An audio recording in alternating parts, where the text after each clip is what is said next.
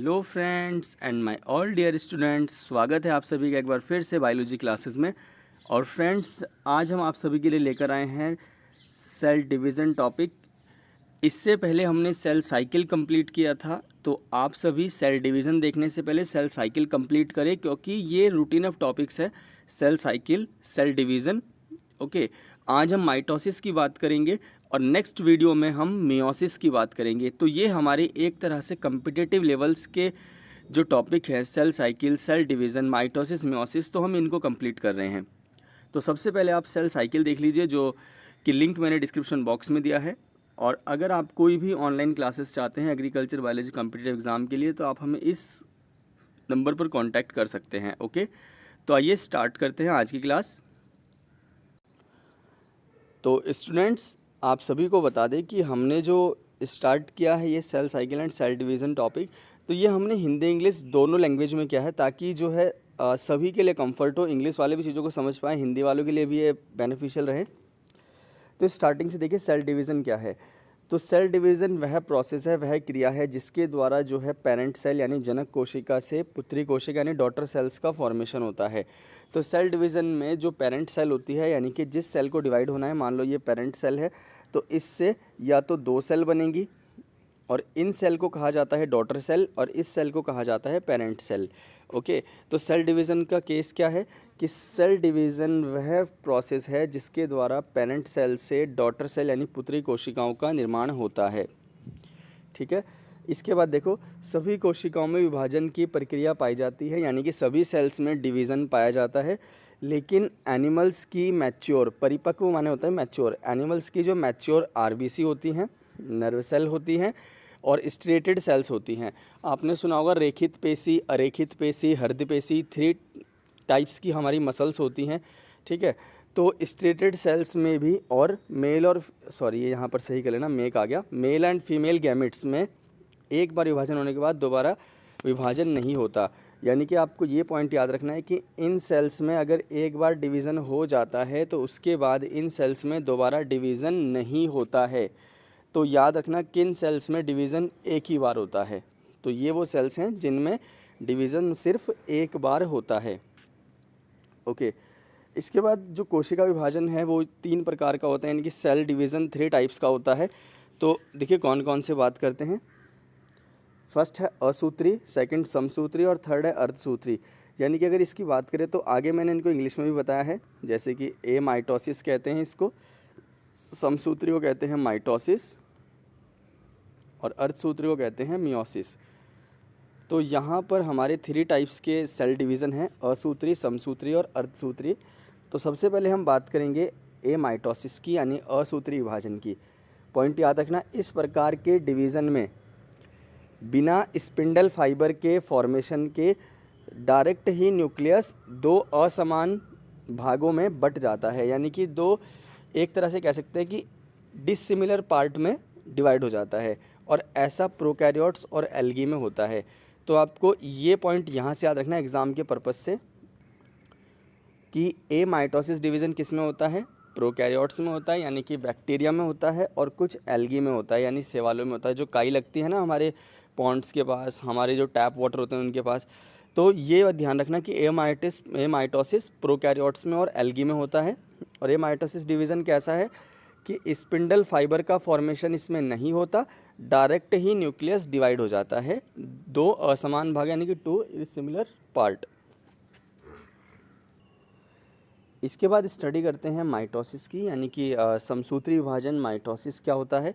तो देखिए, इस प्रकार के सेल डिवीज़न के फलस्वरूप पेरेंट सेल से 2 क्रोमोसोम नंबर वाली डॉटर सेल का फॉर्मेशन होता है। यानी कि आप याद रख सकते हो कि जितने पेरेंट सेल में होते हैं क्रोमोसोम, उतने ही डॉटर सेल में होते हैं। तो माइटोसिस में क्रोमोसोम नंबर सेम रहता है। जब माइटोसिस होता है तो पेरेंट सेल में जो क्रोमोसोम नंबर होगा वही किस में होगा, डॉटर सेल में होगा। सपोज़ करो पेरेंट सेल में 2n है, 2n क्रोमोसोम है, तो जो डॉटर सेल बनेगी उन डॉटर सेल में भी 2n क्रोमोसोम नंबर ही होगा, यानी गुणसूत्र संख्या 2n ही होगी। तो समसूत्री विभाजन में गुणसूत्रों की संख्या समान रहती है। ठीक है, इसके बाद देखो, इसमें एक बार देख लो दोबारा। इस प्रकार के सेल डिवीज़न में पेरेंट सेल से क्या होता है कि 2 गुणसूत्र वाली संख्याओं संख्या वाली संतति कोशिका का निर्माण होता है।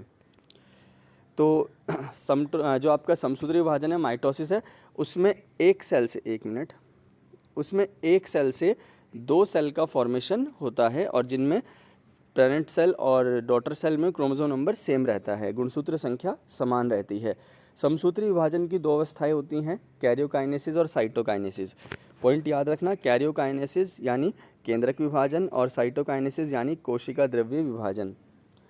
कैरियोकाइनेसिस में क्या होता है, इस स्टेज में एक जो आपका न्यूक्लियस है, केंद्रक है, उससे दो डॉटर न्यूक्लियस का फॉर्मेशन होता है। तो कैरियोकाइनेसिस मतलब केंद्रक डिवाइड होगा, न्यूक्लियस डिवाइड होगा। तो इसमें क्या होगा कि एक न्यूक्लियस से दो न्यूक्लियस बन जाते हैं।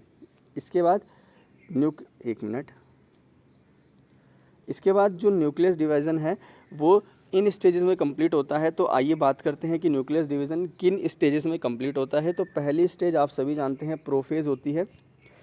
इस स्टेज में क्रोमोसोम जो है कंडेंस होकर स्पिंडल फाइबर से जुड़ने लगते हैं। तो याद रखना कि जब माइटोसिस होता है या मियोसिस होता है तो उसमें तर्कुतंतु यानी स्पिंडल फाइबर, ये मोस्ट इम्पोर्टेंट पॉइंट है।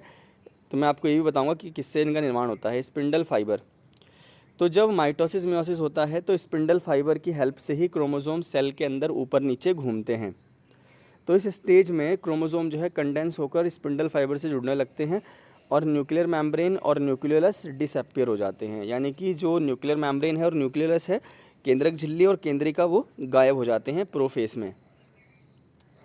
मेटाफेस में क्या होता है, इस स्टेज में स्पिंडल फाइबर का निर्माण जो फॉर्मेशन है कंप्लीट हो जाता है और जो गुणसूत्र यानी क्रोमोसोम हैं वो इक्वेटर प्लेट पर आ जाते हैं, यानी कि सेल के बीच में आ जाते हैं। आगे मैंने डायग्राम से समझाया है, आप लोग डायग्राम भी देखना। तो मेटाफेस में क्रोमोसोम बीच में आ जाते हैं सेल के। इस स्टेज में क्रोमोसोम फुली विजिबल होते हैं। पेपर अब में क्वेश्चन आता है कि सेल डिवीजन किस स्टेज में क्रोमोसोम बहुत अच्छे दिखाई देते हैं। तो याद रखना, मेटाफेस में या मध्य अवस्था में क्रोमोसोम गुणसूत्र सबसे अच्छे और क्लियर दिखाई देते हैं। एनाफेस में क्या होता है, इस स्टेज में क्रोमोसोम के दोनों जो क्रोमेटिड हैं, देखो ऐसे हमारा क्रोमोसोम होता है, इस तरह का। तो ये हमारा क्रोमोसोम होता है। तो एक क्रोमेटिड तो इसका ये है इधर और एक क्रोमेटिड है ये इधर, ठीक है। तो याद रखना क्रोमेटिड क्या होता है, एक बार और समझा देता हूँ। ये क्रोमोसोम का डायग्राम है। तो ये वाला जो हिस्सा है ये, और ये वाला जो हिस्सा है, तो ये दो पार्ट है और ये दो क्रोमेटिड हैं। तो एक क्रोमोसोम जो बनता है वो दो क्रोमेटिड से बनता है। टीलोफेज, अच्छा सॉरी, पहले एनाफेज को देख लो एक बार। इस स्टेज में क्रोमोसोम के दोनों क्रोमेटिड अलग अलग होकर अपने अपने पोल्स की तरफ जाने लगते हैं। तो इस स्टेज में क्या होता है कि जो आपके क्रोमोसोम हैं वो अलग होकर अलग अलग पोल्स की ओर जाने लगते हैं। टीलोफेज में क्या होता है, इस स्टेज में न्यूक्लियर मेम्ब्रेन और न्यूक्लियोलस फिर से बन जाते हैं। तो प्रोफेज में वो गायब हो गए थे और टीलोफेज में ये दोबारा से फॉर्म हो जाते हैं और इस तरह दो डॉटर सेल का फॉर्मेशन हो जाता है। इसके बाद बात करते हैं साइटोकाइनेसिस की। सेल डिवीज़न की स्टेज में साइटोप्लाज्म के डिवीज़न से जनक कोशिका से यानी पेरेंट सेल से दो डॉटर सेल्स का फॉर्मेशन होता है। तो साइटोकाइनेसिस में, अब कैरियोकाइनेसिस में 4 स्टेजेस हो गई आपकी, प्रोफेज, मेटाफेज, एनाफेज, टीलोफेज। और उसके बाद अब होगा साइटोकाइनेसिस यानी साइटोप्लाज्म डिवाइड होगा। और मोस्ट इम्पोर्टेंट पॉइंट है कि एनिमल सेल में जो साइटोकाइनेसिस होता है वो सेल फरो मेथड से होता है और प्लांट सेल में जो साइटोकाइनेसिस होता है वो सेल प्लेट मेथड से होता है या उसे फ्रैगमोप्लास्ट भी कहते हैं। तो ये इंपॉर्टेंट पॉइंट थे कि साइटोकाइनेसिस एनिमल सेल में किस मेथड से होता है, सेल फरो मेथड से होता है, और प्लांट सेल में किस मेथड से होता है, सेल प्लेट मेथड से होता है। इसके बाद अब डायग्राम देख लीजिए। ये यहाँ पर इंटरफेस है जो हमारी सेल साइकिल में चलती है, इसलिए हमने कहा है कि सेल साइकिल टॉपिक पहले देखिए, उसके बाद ये समझ आएगा माइटोसिस। तो इंटरफेस में ये आपका जो है डीएनए डुप्लीकेट हो गया, देखो यहाँ पर 2n हो गया, ओके। प्रोफेस में क्या हुआ, क्रोमोसोम पेयर अप यानी क्रोमोसोम कंडेंस हो गए। मेटाफेस में क्या हुआ कि देखो ये आपको दिख रहे हैं ना, इस जो पार्ट्स दिख रहे हैं ब्राउन ब्राउन, तो ये स्पिंडल फाइबर हैं ये वाले, और इस पे क्रोमोसोम बीच में आ गए सेल के बिल्कुल। ये जो आपको दोनों साइड ब्लैक ब्लैक दिख रहे हैं ये होते हैं सेंट्रियोल, ओके। इसके बाद होता है एनाफेस। एनाफेस में क्या होता है कि देखो दोनों क्रोमोसोम के क्रोमेटिड अलग अलग हो गए हैं, एक मिनट, ये आपको दिख रहे होंगे क्रोमेटिड अलग अलग हो गए और ये अपने अपने पोल्स की तरफ मूव कर रहे हैं। देखो एक इधर को जा रहा है और एक इस पोल की, एक यहाँ पर आना चाहता है, एक यहाँ पर आना चाहता है। ओके, इसके बाद टीलोफेज में देखो क्या हुआ, ये कम्प्लीटली अपने अपने पोल्स पर पहुँच गए और 2 डॉटर सेल्स का फॉर्मेशन यहाँ पर हमें दिख गया है जैसा हमने ऊपर बताया है। और साइटोकाइनेसिस में क्या हुआ कि दोनों सेल्स अलग अलग डिवाइड हो गई। तो इस तरह से माइटोसिस में देखो लास्ट में जो है 2n क्रोमोसोम ही दिखाई दिया और ऊपर पेरेंट सेल में भी 2n क्रोमोसोम ही था। कुछ फैक्ट्स मैंने बताए हैं जो एग्ज़ाम के पर्पस से मोस्ट इंपॉर्टेंट हैं, तो आप सब लोग इन फैक्ट्स को ज़रूर याद रखें। क्वेश्चन अगर ऊपर से ना मिले तो फैक्ट से ज़रूर मिल जाएगा। Mitosis play important role in body repair, growth and development. Mitosis का काम होता है बॉडी को रिपेयर करना हमारी या प्लांट की, ग्रोथ करना हमारी बॉडी की, और डेवलपमेंट करना। ठीक है, तो 3 चीज़ें काम आता है माइटोसिस। माइटोसिस अगर इन सोमेटिक सेल, यानी कि माइटोसिस जो है वो सोमेटिक सेल में होता है, हिंदी में इन्हें कायिक कोशिका भी कहते हैं। ठीक है, हिंदी में इन्हें कायिक कोशिका भी कहते हैं। इसके बाद तो माइटोसिस जो होता है वो कायिक कोशिका में होता है, सोमेटिक सेल में होता है। सोमेटिक सेल्स वो सेल्स होती हैं जो हमारी बॉडी का फॉर्मेशन करती हैं। ठीक है, सोमेटिक सेल्स वो होती हैं जो बॉडी का फॉर्मेशन करती हैं। In mitosis the chromosome number will be same in daughter cell as parent cell. ये हमने बता दिया है कि माइटोसिस में जो क्रोमोसोम नंबर होता है वो डॉटर सेल में सेम होता है डिवीज़न के बाद। और मियोसिस जब हम अगली बार पढ़ेंगे नेक्स्ट वीडियो में, तो मियोसिस में जो क्रोमोसोम नंबर होगा वो हाफ हो जाएगा।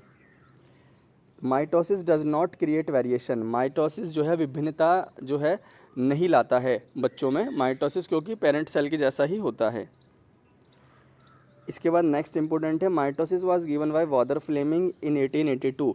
1882 में माइटोसिस को वॉदर फ्लेमिंग ने दिया था। Largest stage of mitosis in prophase. Prophase mitosis की सबसे लंबी स्टेज होती है और सबसे छोटी स्टेज होती है माइटोसिस की एनाफेज। तो ये आपको पॉइंट समझ आ गए होंगे, बहुत ही क्लियर एक कंसेप्ट था माइटोसिस का जो क्लीन हुआ, और ये एग्ज़ाम के पर्पज़ से मोस्ट इम्पोर्टेंट था। तो आज की हमारी क्लास फिनिश होती है। तो कैसी लगी आपको क्लास, कमेंट बॉक्स में ज़रूर बताएं, और किस टॉपिक पर आपको क्लास चाहिए आप हमें कमेंट बॉक्स में लिख सकते हैं, हम उसमें आपको क्लास प्रोवाइड करेंगे। और आज की वीडियो अगर आपको अच्छी लगी हो, ये वीडियो क्लासेस आपको समझ आई हो, तो लाइक और कमेंट और अपने सभी फ्रेंड्स को शेयर करें। बायोलॉजी क्लासेस को सपोर्ट करें ताकि आपको आने वाले एग्रीकल्चर और बायोलॉजी एग्ज़ाम में best of the best video हम प्रोवाइड कर सकें। ओके फ्रेंड्स, मिलते हैं नेक्स्ट मियोसिस क्लास में। तब तक के लिए bye bye and take care. Study कीजिए फुल हार्ड, क्योंकि एग्ज़ाम्स आपके अब यूके SSS ने कैलेंडर जो है रिलीज़ कर दिया है। तो AAO के लिए मोस्ट इंपॉर्टेंट क्लास थी। तो इससे आगे हम जो है बायोलॉजी और एग्रीकल्चर से रिलेटेड टॉपिक्स लाते रहेंगे। एग्रोनॉमी 101 लाइनर भी हमने डाल दिया है, तो आप उसे भी देख सकते हैं। तो मिलते हैं नेक्स्ट वीडियो में, तब तक के लिए bye bye and take care.